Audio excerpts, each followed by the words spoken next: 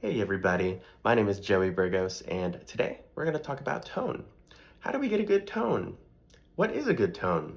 These are questions that will be answered. So, getting a good tone, luckily, is a matter of consistency, and it's not something that is super difficult to attain. So let's talk about it today.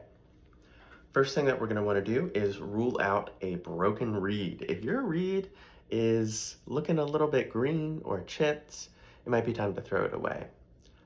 We also want a mouthpiece that is nice and solid, a mouthpiece that hopefully is not, a mouthpiece shaped object that you got on Amazon for $10. Hopefully it's a decent quality mouthpiece. And we want the mouthpiece to not be chipped or broken in any way, just like our reed. Okay, now that we've established that, let's talk about breathing. Breathing, we all do it, we all love it, we all need it, but the clarinet needs a little bit more air than just, the shallow breaths that we normally take. So by shallow breath, I mean a breath like you're surprised. We can't be surprised to play the clarinet, right? So we need a deep, confident breath.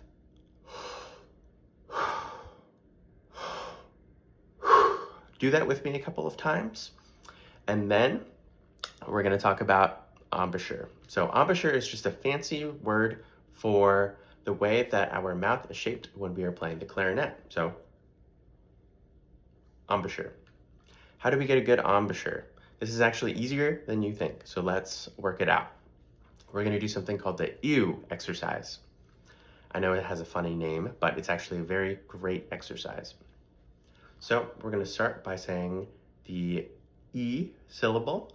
Now, when I'm saying E, I'm thinking about putting my bottom lip over my bottom teeth. I'm stretching it out over my bottom teeth. E.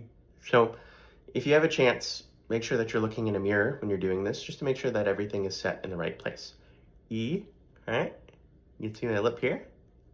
And then, while keeping the E, we're going to add the oo syllable. So, E, oo, E, oo. So my finger's obviously representing the mouthpiece. If you're going to use your finger, make sure you wash your hands. So I'm going to put the mouthpiece at my mouth right now, and I'm going to make sure my top teeth are maybe a little bit less than halfway on the mouthpiece. All right. So we're going to say E, and then oo. E, oo. And we want a nice firm embouchure. Most of this is done with the muscles, right, around our lips.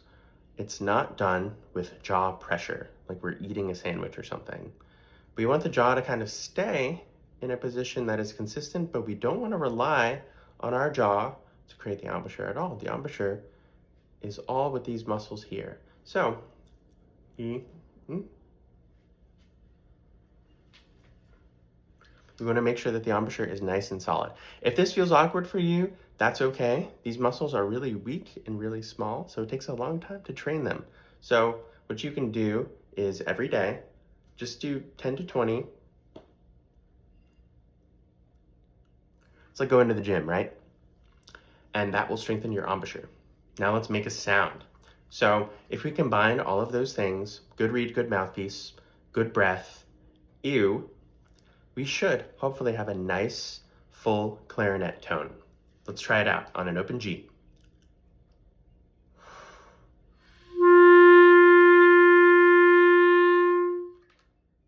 Hopefully yours sounded even better than mine.